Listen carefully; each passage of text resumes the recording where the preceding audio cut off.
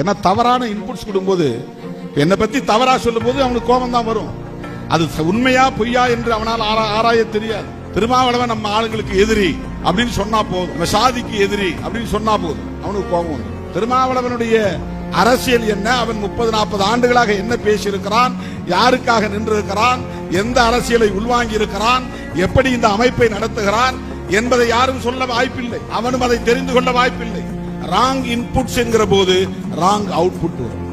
தவறான கருத்து உள்ளே போகிற போது தவறான வினைகள், எதிர்வினைகள் வரும்.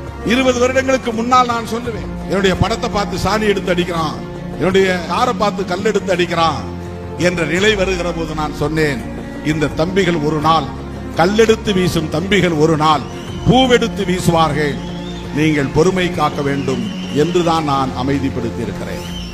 இதுவரையிலும் எந்த இடத்திலும் நாம் வன்முறையை தூண்டியதில்லை.